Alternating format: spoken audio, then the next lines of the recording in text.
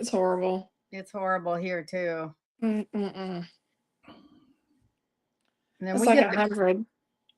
we get the corn sweat, Yeah. so that doesn't help.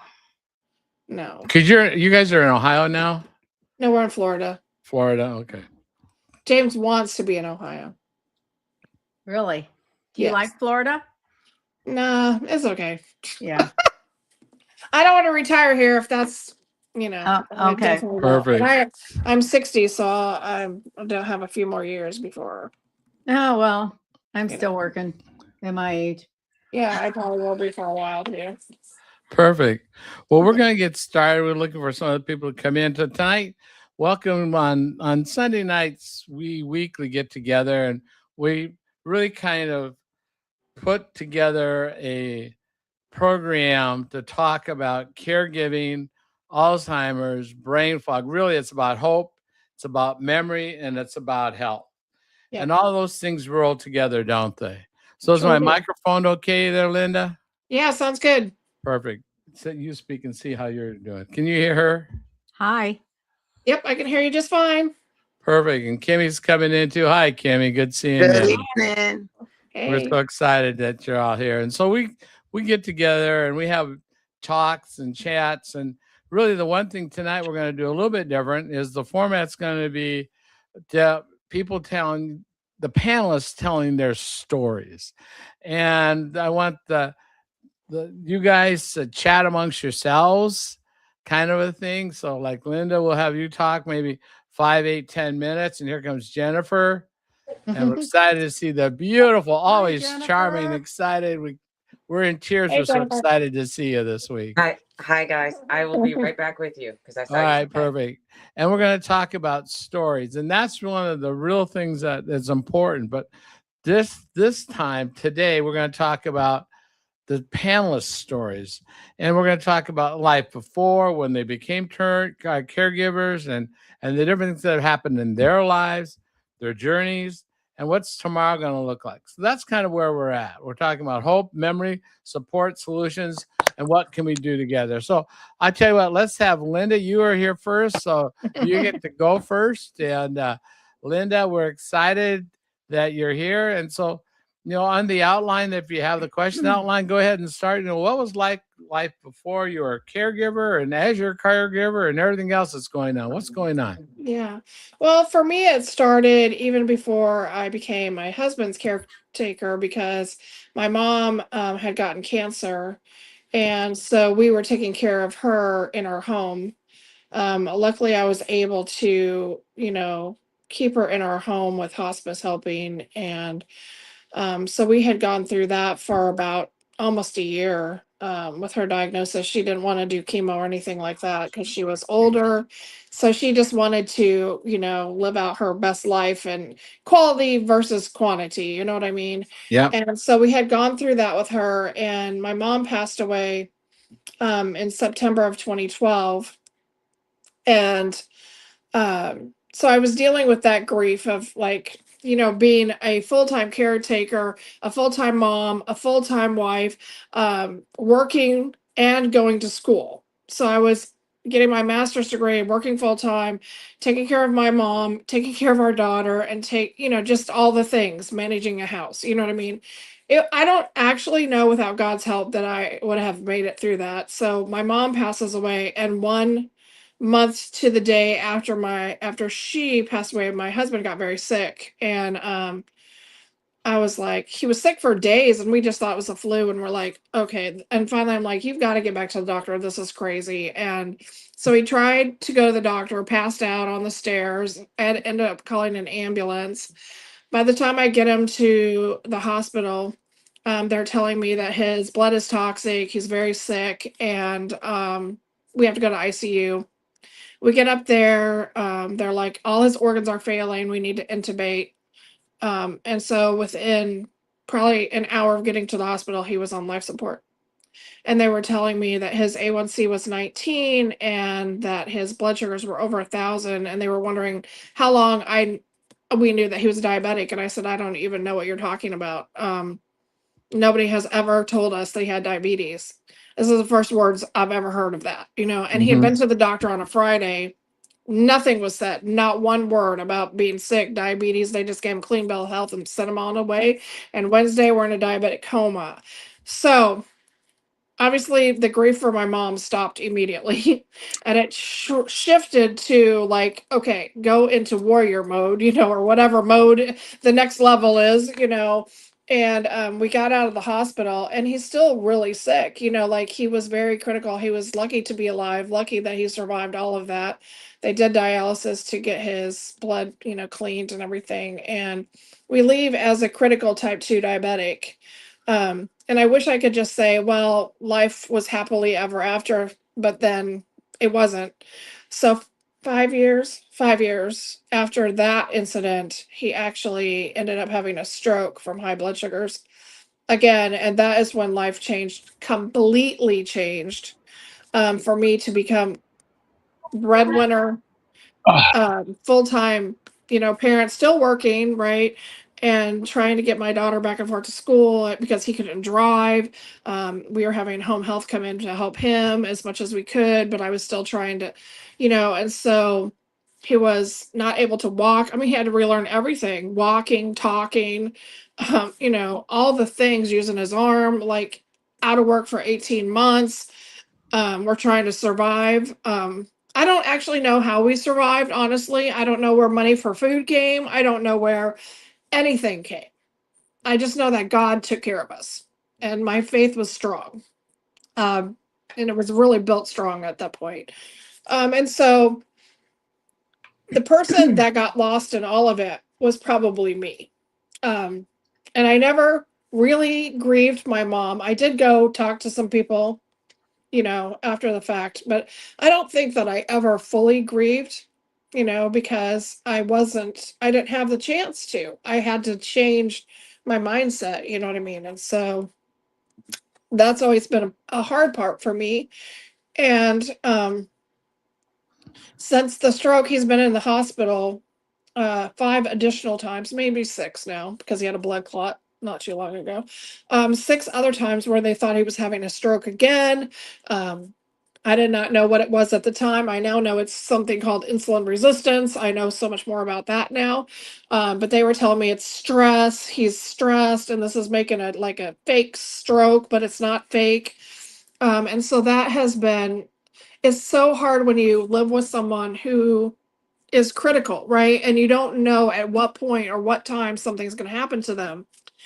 And so literally walking on eggshells until about a year ago. And Okay. when we finally started to find some solutions for his health and help him to feel better. So what about you? Where are you, girlfriend? I mean, what's been your turning point? Have you just talk to us about that for half a yeah. second, Well, Linda?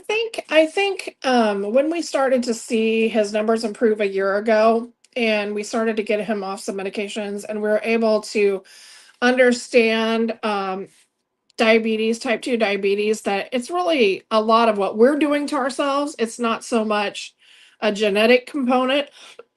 It has more to do with our lifestyles, the choices we make, the food that we put in our body, the exercise that we're not doing, the things that we're not doing to manage our blood sugars, right? And when we started to understand that and his health started to get better, I cannot even tell you, it was like this dark cloud that was over us for 13 long, long years. It started to lift and the fear, the fear started to go away. And I didn't actually even realize how much anxiety and depression I was in until I started understanding it for my own health, and I started, doing the same thing that James was doing, the protocol, and I started to feel my anxiety and my depression start to leave. Um, and it was amazing. It was absolutely amazing. And so for the last year, just to have hope in your life, it's unbelievable. It's unbelievable because for 13 years, I'm just waiting to become a widow.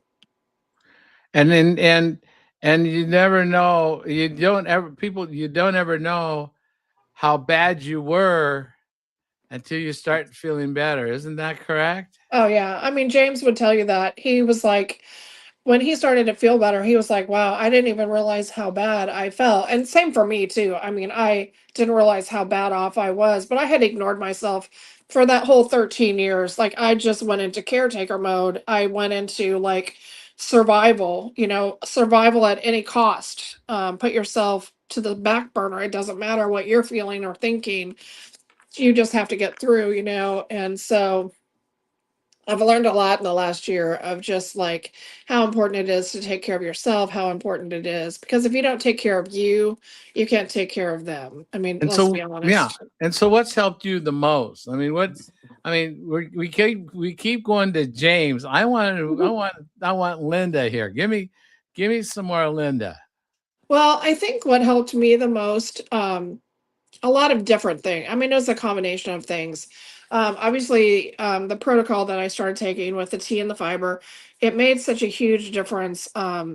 Because I didn't realize about serotonin. I had no idea what serotonin was, really, honestly. And I didn't realize that if your gut is messed up, your body's not making serotonin and sending it to your brain.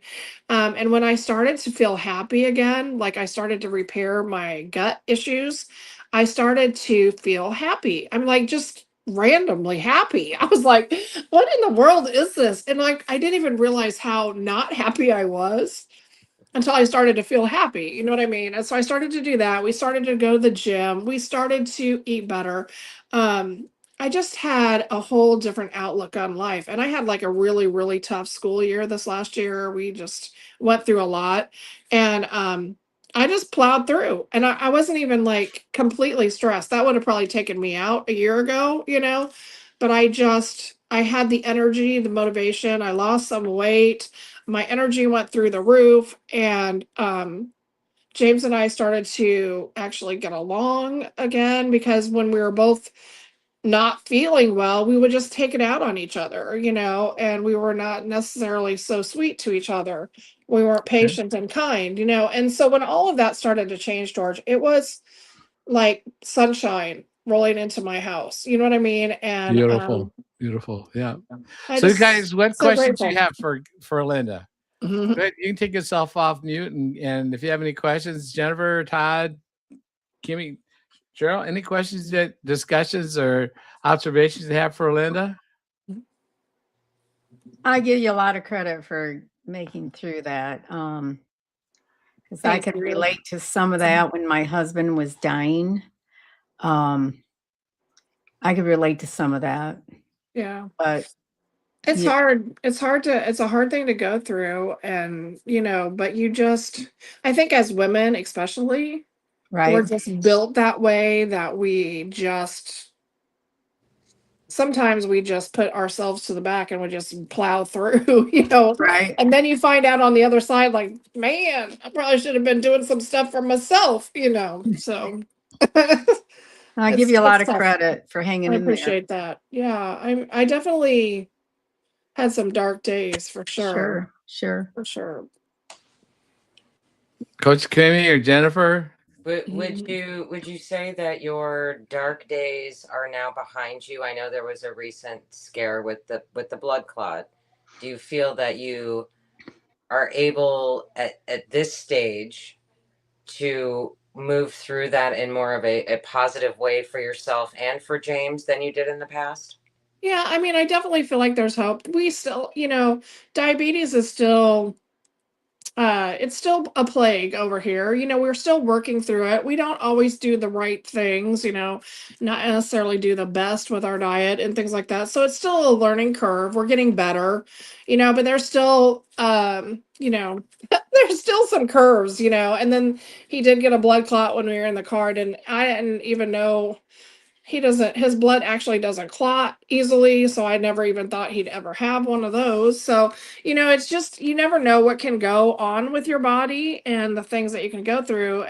But I feel like I have a better sense of how to deal with it, and since I feel happier and my mental health is clearer, Mm-hmm. I feel like I can deal with it more efficiently. You know what I mean? Like I can do it Right. even better than I did before. So Perfect. yeah. All right, who wants to go next? Raise your hand, blink your eyes, do something. Wave. All right, Jennifer, you're up. All right. Thanks, Linda. Yep. You guys, all right, Jennifer, you're up this time. Okay, so as you know, it's probably going to be a doozy, everybody. So I hope you're seated. George, I'm going to have you ask the questions. I have a lot of thoughts going through my head about tonight's call, so I will let you ask and I will answer. That's Okay, so going into being a caregiver, we're talking about caregiving tonight. When you start, what was life? Let's talk about life before you were a caregiver and how that all came about and what that was like. My life before I was a caregiver, we're just going to say, for the lack of a better phrase, I was a free spirit. The only person I was responsible for was me. The only non-humans I was responsible for were my animals, and I was okay with that. And then I went on a vacation for a week to visit my parents. And I had noticed that things were just not as they used to be. Things weren't as clean. There was stuff everywhere. I don't know if the rest of you have had this with when you've started to notice cognitive decline, that they tend to collect. They collect their belongings in a spot. They become piles. Things don't get put away properly. So within that week frame of time, those were the things that I noticed. okay. So when I did become a caregiver, and I was a caregiver for almost 4 years, both parents with cognitive decline. My mom, who is 80, hers is much more advanced than my father's. And my father is 83, and he is on 2 Alzheimer's meds. And as Coach Kimmy knows, because she's actually talked to him on the phone, during that journey, it wasn't until about a year ago that I started to reclaim my health. So in the main bulk of my caregiving, I was dealing with the brain fog, putting appointments on the wrong weeks, on the wrong days. And that is terrifying when you're trying to do your best as a child to care for your parents. And you're bringing more stress to the table than you wanted to. So why did you begin searching for answers then? You know, it actually came upon me. I was not searching because I didn't know that I was having health issues. Now, mind you, I was on a statin. I was on insomnia meds. I was on anxiety, depression meds. A girlfriend of mine said, you know, have you considered just maybe trying this protocol? It's all natural. And I was like, I don't know. You know, I got a lot going on. I don't know if this is for me. So 6 months later, as she's telling me she's no longer a type 2 diabetic, that her osteoarthritis is going away, that her brain fog is gone, and she's slowly shrinking in size before my eyes, I said, okay, I'll give it a try, but I'm only doing it to get off my statin. Lo and behold, was it going to solve my inflammation? So we've got tinnitus, arthritis, joint pain, teeth sensitivity, gingivitis. I mean, I look at the wheel of torture is what we call it, with insulin resistance in the middle. And I'm like, I think I need more of an extensive list, because each month I find something else. And I was like, didn't notice that. Right. And then so as that kind of everything started to work and help, then what did you have for hope for yourself? And then what were you hoping as you're working like 4 years almost? Mm-hmm. You said 4 years, right? Almost 4 years of 24/7 caregiving. Yes. Living in their home, cooking, cleaning. What gave you any kind of hope? What kind of gave you any kind of hope? You know, I believe when my mental clarity started to happen. You know, I was dealing with that severe brain fog. I was overly anxious all of the time. I had a very short fuse with my mouth. I'd get agitated easily. Amen. 6 months in, 6 months into the protocol and healing my gut, which I didn't know it was an issue. You mean the inside of the gut, not the outside of the gut, what it looks like. Yes. What's going on the inside, right? Them little bunions, right? Who knew that all my serotonin was coming from my gut? Exactly. I sure didn't. Nobody told me, hey, by the way, let's look at your gut health. Yeah. Nobody said that to me. Mhm. So once that started to improve, it's kind of like the clouds opened and the sun shined. And then I was even more observant to what was going on in the house. You know, I had to put a lot of systems into place. You know, my mother takes 15 eye drops. She takes in excess of 15 prescribed medications a day. You know, I had started to take over the finances with, you know, obviously my father involved. And it came to an abrupt end on Mother's Day. There was a situation between my brother and I. And a week after that, I had left the home. Okay. So let's So- fast forward to where we are today. What's going on with Jennifer's world today? Well, let me say one more thing about my parents. I did go and visit them for a few hours yesterday. Yes, Kimmy, I did. And even though tensions were high upon my exit, I felt it was important to lay eyes on my parents and see the situation. And it is it is with sadness that I say that my dad was looking at one of the medication bottles to look at the shape of the pills and didn't know how to pronounce it. So he said, well, the pill starts with DON. And I said, do you know who and what that's for? And he said, no. And I said, that's one of your Alzheimer's meds that you take with another Alzheimer's meds, with your cholesterol meds and your magnesium at night, and then you take an acid reflux pill in the morning. His reply was, huh, I guess I should be taking those. So are they based on their choice, or his choice? Are they now self-care? They are, and there is no care involved. Oh. So to see, How did they get to Michigan? That was the question you had. They drove. And silence hit the crowd. Yeah. My dad's long-term memory is there, his short-term memory is not. So he remembers, after all of these years, with a map, how to get to where he wants to go, where his hotels are, where he likes to stay. It's always the same. It's always been the same. It has been that way for, gosh, 70 years, 80 years. So he knows the route. Was that the initial plan? No, I was going to go with. And how then mom needs drops? Mom needs 15 eye drops a day and 15 pills a day, maybe more. Is she getting them?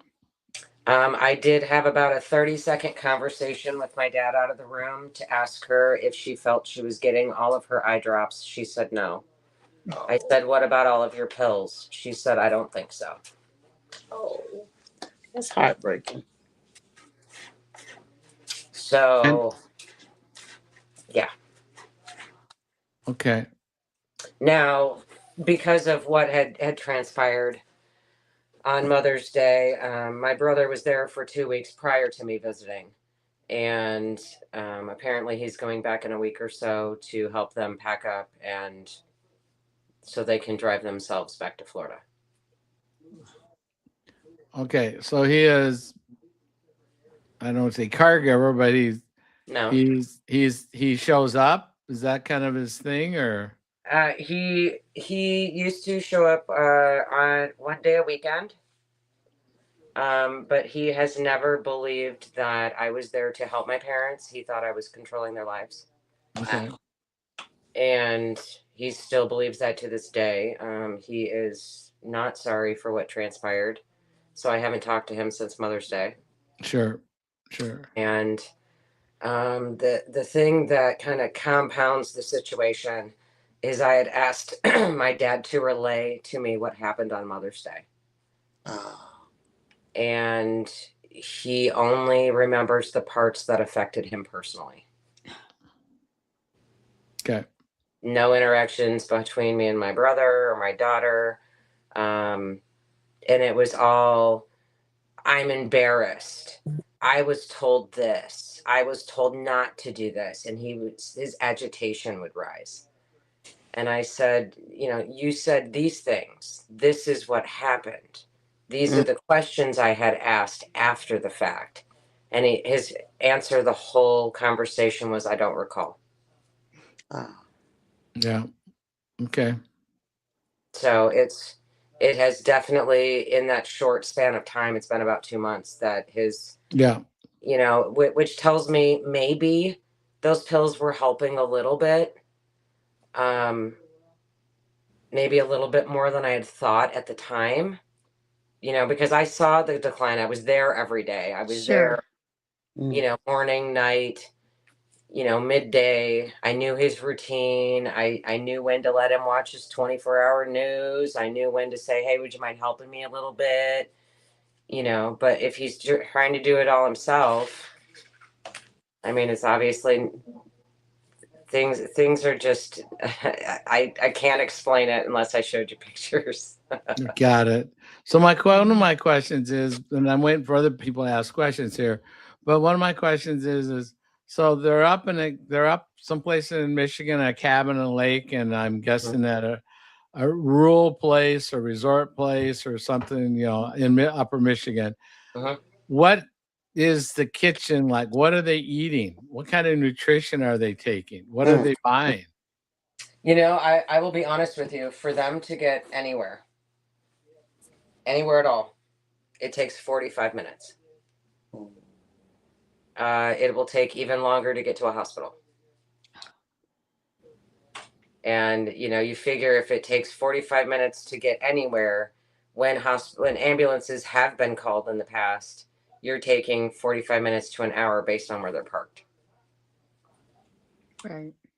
Okay. So when it comes to food, I will assume my dad is given a verbal list from my mother, which means he leaves her alone for 45 minutes Oh. just to get to the destination. And then he gets confused in the stores, and then however long that takes, and then 45 minutes back. And what's any idea what their diet is now that you're not in charge or there No. to assist anything? Okay. I have no idea because I know my dad doesn't cook. Oh. So And mom can't see to cook. I would let him do breakfast because he had this standard, regular regimen breakfast. I also let him do lunch, and it was, the standard whatever he normally had for lunch, and he's had the same thing for years. So I just never, I'd introduce other things throughout the journey, but I'd never try to sway from what his regular was because he could recall that. But I always did the dinner, and the dinner was the Whole Foods. So Yeah. then there'd be leftovers on purpose for the Right. next day's lunch of Whole Foods instead Sure. of, his sliced lunch meat that has the whatever in it. And Oh, yeah. the process, let's boil this and let's microwave that, and not to say that there weren't some of those sprinkled in, Sure. but I did not look into the refrigerator. I went. That was my question. Did you look in the No, I went into this situation as a business transaction. I had to emotionally remove myself, because I needed to see the surroundings. I needed to, ask my mom the question. I needed to talk through the conversation with my dad because I really hadn't talked to my dad since Mother's Day. Right. So it was a healing talk for me. I hope it was for him. But it definitely opened my eyes to a whole lot more of what's happening. Okay. And I'm going to I've step never out, but been. you guys chat. You guys talk with Jennifer. Is there any way, like when they get home, that you could have someone come in and just check out the whole situation? I have some things in process, but it's not something that I can publicly discuss. Got Okay. it. Okay. But you're going that way, right? Yes, absolutely. Good. Absolutely. Good. They because they don't know. When you're seeing all of that, you have to step in. I mean, it's Right. like humanitarian Yep. effort now to Yep. Well, it's see for and make their sure they're own gonna be okay. safety. Their own Yes. safety. And Yeah. that process was already in the works before I left their home, Good. because it took me about a week to pack. Yeah. Yeah. And then things are in motion. It's just being patient, and I Right. need to have more clarity. Right. Hey, Jennifer, do you have like power of attorney? I do not. Interesting fact is, but the week after that Mother's Day was the week that all of that was supposed to transpire. Oh. Because that makes a huge difference at the end. Like, At this point, no, the only people that have power of attorney are the two of them with each other. yeah.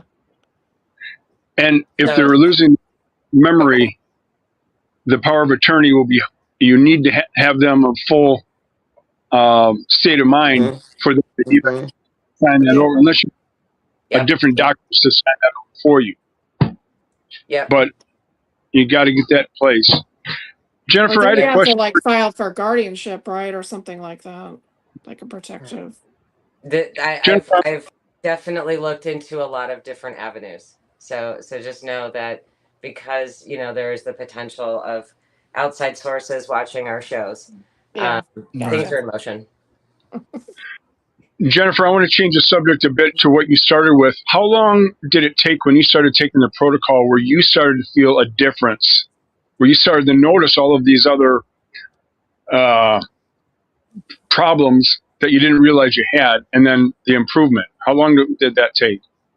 I would say within the first week, I definitely had more energy than I'd had in about 30 years. Wow. The mental clarity probably within the first 2 weeks, and then it only continued to improve. I was on anxiety and depression medications that also helped with my PTSD, so that took a little bit longer because I was working with my medical professional to wean off of those things, and depending on what type of pills that someone might be on for those things, they may take a longer period of time. When it came to the insomnia, it was about 9 months before I confidently said, okay, I'm going to go a night without, because in a situation like that, if you don't have sleep, it affects my whole day, which affects them, which makes us on this wild hamster wheel of torture. As for my inflammation, that was probably within the first 90 days. And then my tinnitus was about 6 months. My teeth sensitivity was about 6 months. See, I've just got like this laundry list. My inflammation was gone. I mean, I'm down 40 pounds, but I didn't know I had that much weight on me. Wow. Yeah. And regarding the situation you had, I think it's great for you, a mental relief, and in retrospect, you can kind of learn or understand what you're going through and have more opinions of what should we do in the future. But now you're kind of left out of that. You got an issue with your brother, and is it your brother? Yeah. And moving forward, has anybody discussed maybe selling their home and moving them into a 55 plus retirement home, or like was suggested to you, somebody come to visit, but you need to have some control over that, and you got a brother that doesn't want to admit something or give the control back to you, and I don't know if you want it. It sounds like. Yeah. Well, there's a lot of parts to what you just asked me. First, I want our viewers to understand that my situation is not a unique situation. Yeah. There are lots of brother, sister combinations where the siblings don't see eye to eye on the care of their parents. And that was something I had to learn, because I thought he would be on board from the beginning. Yeah. but he has always shown me some type of denial, resistance. You know, he Right. thought I was controlling things. And at the end of the day, I was caring for my parents because I know neither one of them want to be in a facility. Oh, wow. Right. I stayed as long as I did with the acceptance of my parents because I was taking the load off of my father, who at one time had said, the caregiver always dies first. Yeah.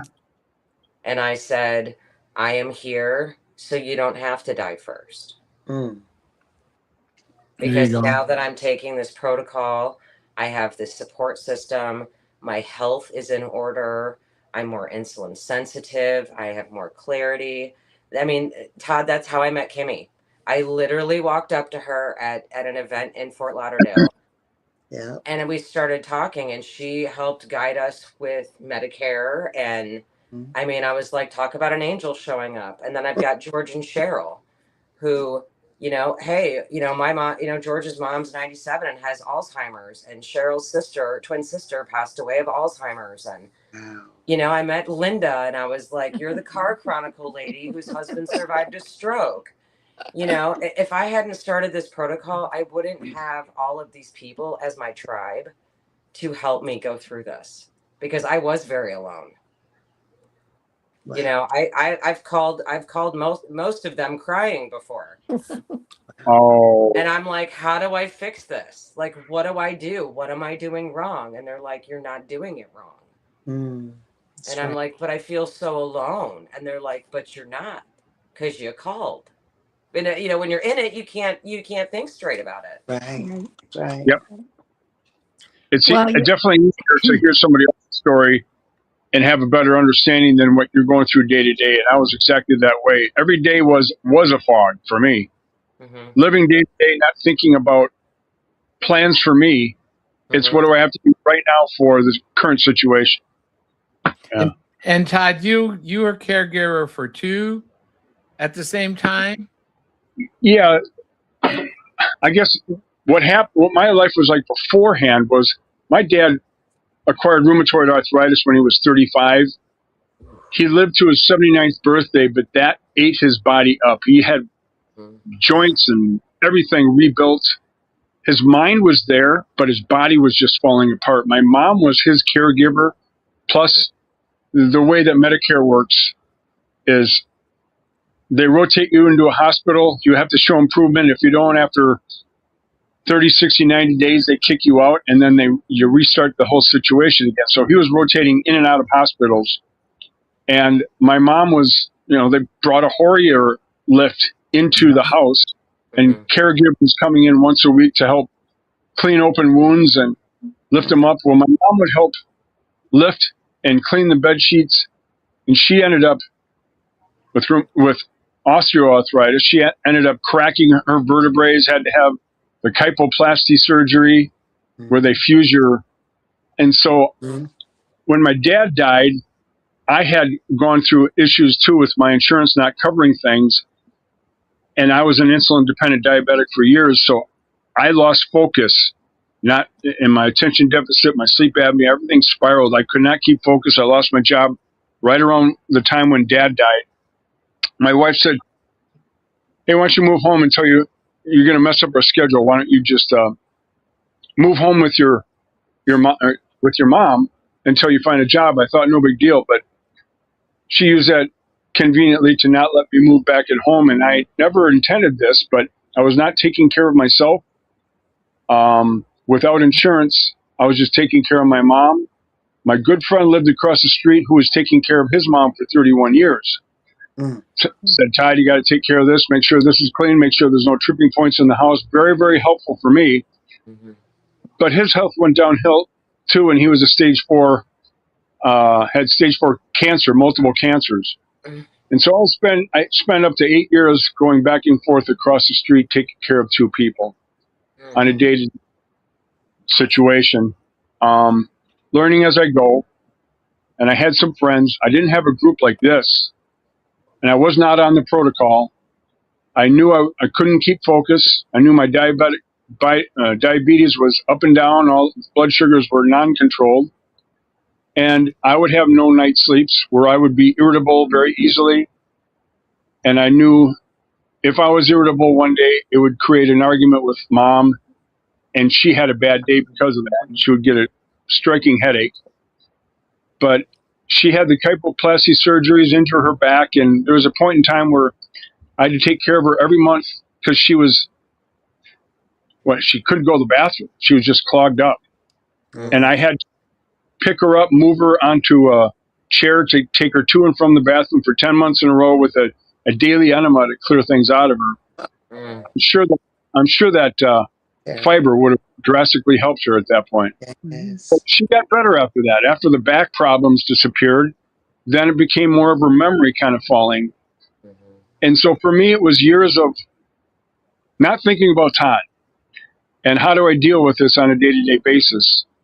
And my siblings were saying, why don't you put mom in a home? But that was the last thing she wanted. And I wanted to make sure she stayed in her home as long as she could. The plan was eventually sell her house when she had to go in, but she had a bad fall one day and broke so many bones she didn't last long after that. Bad fall in the back. So I'm now on the protocol and thinking, what does Todd have to do? And I got to change my poor habits. That's all. You have habits?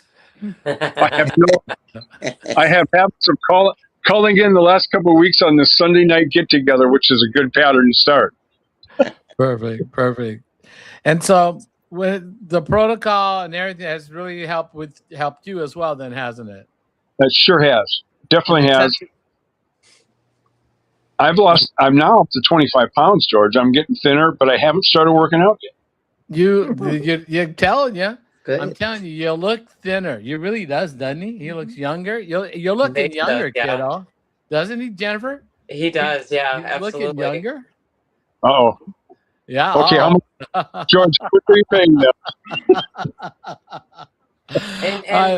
And Todd, I will attest that since we started these calls, and since you've been on the protocol, your attention to focus while on the call has changed. It I know actually improved. And I think I can get through, like, all these thoughts rushing through my head just telling this story. I was more concise with that. I know that. Thank you. Absolutely. Yes, but absolutely.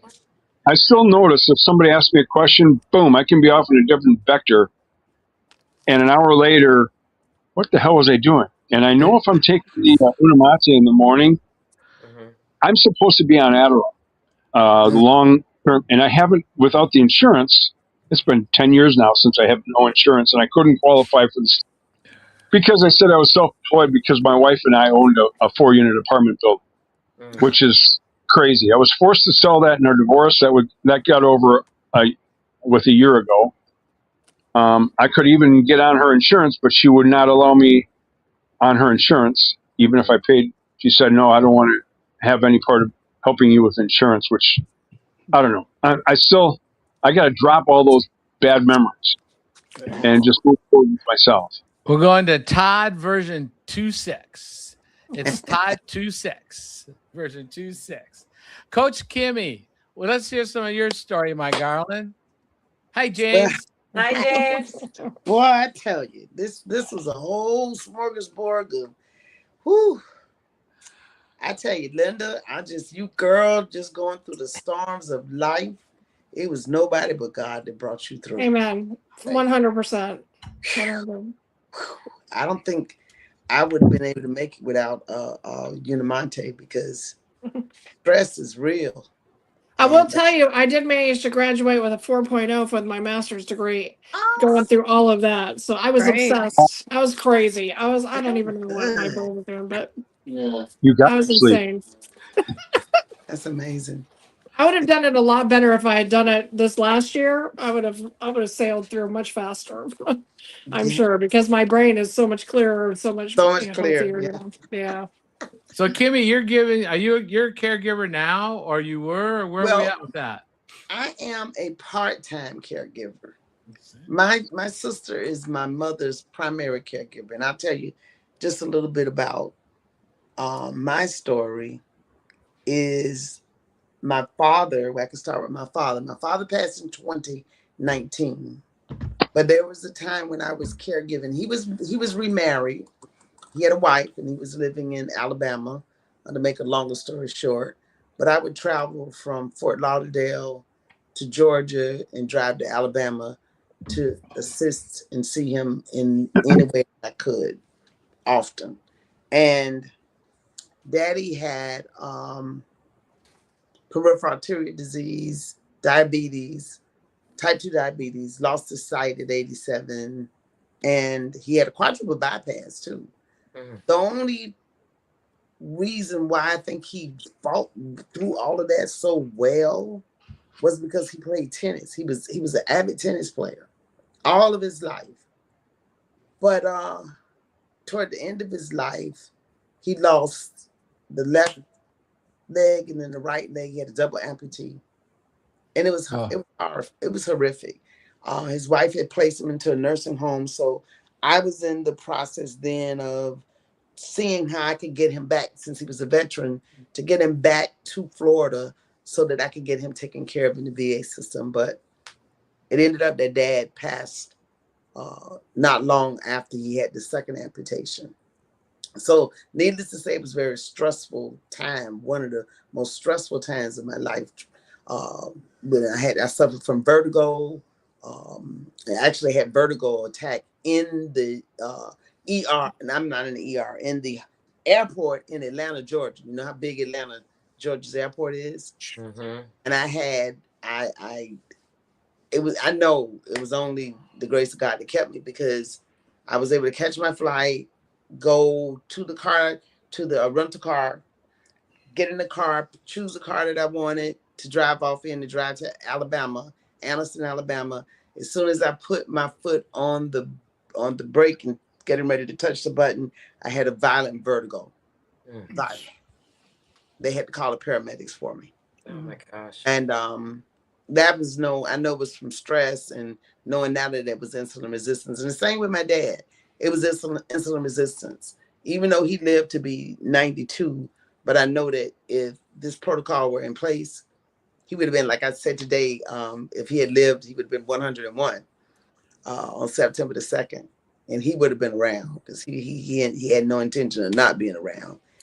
And with my mother, my sister is her primary caretaker, but when she comes to stay with me for a week, a couple of days, or however long, I take care of her. She's had a stroke. She had a moderate stroke, then a major stroke, pulmonary embolus. She's lost the sight in one eye from a retinal detachment, and now I see a little bit of dementia, but a good little bit of dementia, because her memory is not like it was. So that's been a very stressful time. When she's here, I give it a tea. I have my sister instruct her to give it a tea, but I don't think I don't think she does it like I do it.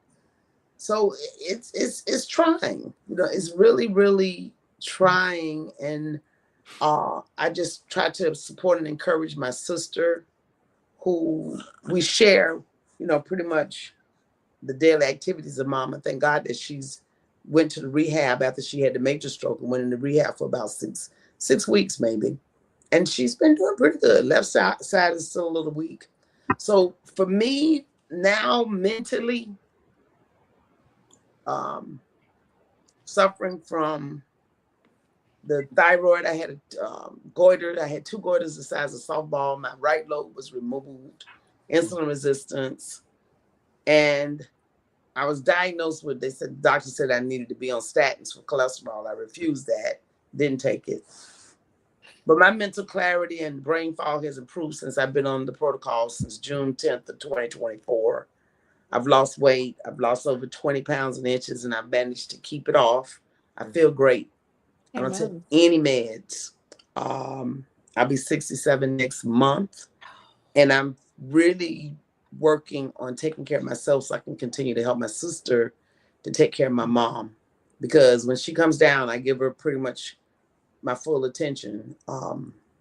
Just prepare things to make it easier for her, like have a portable toilet right there in the room, and just keep her entertained. I'll say it like that. But it's difficult being a caregiver.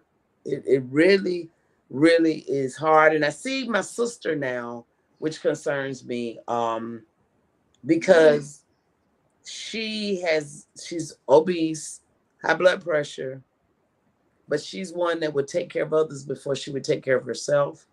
And there's nothing much that I can do about that other than I thought about even coming and having my mom come and live with us for even longer. So that's kind of where I am right now. Okay. You know, one of the things that you said, you know, is just not perfect. And I'll just point out to you that we just had completed a research study, and it's published. It's a published research study where there was 200 people just like us that volunteered to go on the protocol for 90 days and report their results. Now, we didn't have to go to any clinics, didn't have to go do anything, didn't have to do any diet. There was not an elimination diet, an addition diet, or anything else like that. There was no instructions that way. Did not have to do any kind of activity, exercise, walk, gym, none of that kind of thing. Just live the natural, live your life and report it. And the results, and they're published in research, is that guess what? On 200 people in 90 days, the average loss was 10 plus pounds. In 90 days, the average loss in inches was 2.7. In a group of 200 people, everyone that had been type 2 dropped down to the class of pre. Everybody that was pre dropped to the class of normal. And the A1C average drop was 0.8, almost a whole point. Wow. Now, here's the thing, kids. I can call them all kids, can't we? We can call them. The thing is that only 28%, of those 200 actually followed the prescription or the protocol of 16-8. In other words, intermittent fast, you know, don't eat for 16 hours, you have an 8-hour window, okay? And drink a fiber and 2 teas. So 2 teas and a fiber in a day, and try to be in a 16-8. Only 28% of the group actually was compliant. Think about this. 62% screwed up. 62% did it wrong. 62% were close, but not perfect. And guess what? It still works. I love it. And I can attest to that. When Mom did the protocol for 2 months straight. Yeah. And then she wanted to stop. Okay. So perfection is not necessary, ladies and gentlemen, at all. No. That's amazing. But trying and staying as close as we can. Each day is another day. Each meal is another meal. We have that opportunity. So where we'd love to have perfection, there isn't perfection, but there is kind of a guideline, and it works. And Linda, you're a testament to that.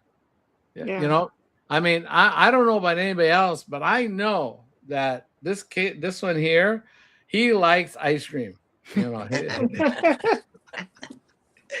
he likes fiber. Well, he likes pie. I like pie. But gotta have ice cream with it. But you have guess what you do? What do we do before we have pie? Fiber. We go fiber. That's right. Inject fluid. It works. It does. And then if you take a walk after, you have a double whammy. You know, help yourself. Yeah. For sure. Like we went out to eat tonight. We had the fiber. I mean, we ate as healthy as we could. We had salad, and then James had a grilled chicken bowl. And then we went for a walk after that. So, I mean, we did as much as we could do to lower any glucose spike. You know what I mean? Mm-hmm. And he feels so much better. Like he just feels so much better. It's unbelievable. Awesome. It really, truly is. And he's lost almost 70 pounds. Oh my God. God. Last year, 70 pounds. Neuropathy pain, he had that from a stroke. It was so miserable. Like he would groan like an 80-year-old man, get out of bed, and that whole pain is gone. All of my joint pain is gone. Jennifer, I was going to tell you, I was looking back at some of our car chronicles that come on our memories on Facebook, and I was like, who is that person with 3 necks? I'm like, my neck was so fat. I'm just like, dear golly, it was like crazy. It's Well, crazy. I'm I just can like, tell what in you, the I world? wasn't looking at your necks. I was listening. Well, I was I like sure can intent. look I at it was now like, because I'm just like, what in the world is going on? But yeah, I was like, don't interrupt inflammation is me. It's so the Car painful. Chronicles. It was so hilarious when I met her. She's like, "You're the Car Chronicle." I'm like, "How do you even know the Car Chronicles? Like, we're not even Facebook friends." It was so funny. I was like, "It's a crazy how your stories get out to people, So it's Yeah. kind of exciting." So, guys, we're wrapping up, and this has been a great night. I loved it. Don't you? Do you like this? This is fun. This is fun. There's educational, right? True stories, real stories, talking about, real emotions, and just talking about our own caregiving stories. And you guys are great at sharing that. Sometime we'll share ours again. But the reality is that our stories aren't for us. Our stories are for you. Our stories are for others, for give Amen. hope, right? It's hope. There is hope. But the first thing that has to happen is you just got to say, okay, I'd like to have some help. I'd like to have some help. Or is there help? And then if there is, accept it. Because the biggest thing, even in the airlines, is that in case of a major issue, the mask comes down, right? And you put it over your mouth and nose first. And every one of you talked about how you focused on them. Yep. You focus on them. And it's true, caregivers' health goes down, and they do sometimes pass, certainly for people that have Alzheimer's, because one of the things about people that have the dementia Alzheimer's is that they don't have stress. They may, but they really don't. They're off to another thing. But the caregivers, we are what? 24 hours nonstop, attention, energy out. Whether it's your mom, your neighbor, your mom, your dad, your sister, your husband, your husband, your mom, your sister, it doesn't matter. That stress, that's the quiet thing that's out there. Yeah. And we are part of our stories is we want to share our stories to help you guys know that there's hope, and that you need to really truly understand that we've got to take care of you, because golly, Mom, for Linda, if Linda's not there, who's taking care of James? Yeah. Right. We've got this. We know the different stories for everybody else. Todd, who is going to take care of the other people? Cheryl, you had a family that working with your sister, but it was important there. Kimmy, you got your sister, but if your sister, whose health is declining, yes, you can be next, but why don't we take care of our health first? And that's not being selfish. We've got to be able to sleep. We've got to be able to have the rest. Our gut has to work right, or then the whole thing's set off wrong, right? And so there we go. So I'll give you, everybody can have one last sentence chime, maybe 2 sentences, and we're gonna call it because we're at the top of the hour. And I know that Linda, Mom's got to get up and at 4:30 to go to the gym because she's got school starting. The rest of us, we don't have. She gets up at 5:15. I don't know the rest of your schedules, but go ahead, Linda. We'll start with you so you can go to bed. All right. Well, I would say the main thing I would say is if you are struggling with your health, if you are struggling with somebody else's that you love, their health, just reach out to whoever you see that on this call. Reach out, say, hey, what are you doing? Send me a link or give me the information, because I think everybody on this call right now could attest to how much different we feel. In a matter of 90 days, there was dramatic difference in my life. So many things changed in 90 days for me, and I will never, ever go back to where I was again. Perfect. Thank you. Kimmy, you're next. The protocol works. Very good. I can't. All right. Jennifer. Oh, wow. I was distracted by the woman who claims she's going to be 67. Sorry.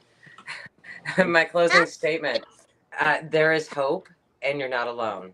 And any of us on this screen are willing to help you as long as you take the step and just send us a message. All right. Yeah. Right. All right. Todd. Got to get back to what am I doing for myself, and I'm in a good environment to, and now that I'm getting on the online networks again, connect with a group of positive people, because who's going to take care of me at the end of my life? Right. All right. Perfect. Cheryl. Well, I really don't have or didn't have any health problems, but I started on this just to stay as healthy as I am. Yes. You know, I'm been very healthy. Knock on wood, you know, that might change, but I'm staying on it just to stay healthy. Yeah. For 80 years. For 80 years here. Okay. 80 Wow. Oh, you just said a number. You're in trouble. Amazing. Hey, I don't care anymore. Well, because if people come into my work and you know, we talk and some guy will say, well, I'm 80. And I'll say, well, I am too. And he'll look at me like, oh, no, you're not. And yeah, I am. So, you know, I'm proud of it, I guess. Absolutely. Yes, you are. So, guys, thanks for being on. I love you all. You know that. I'm proud of each and every one of you. And I just love watching the transformations and how things continue to develop. I'll see you guys next week. Have a good night. Thanks. Get some sleep or rest or what else you do?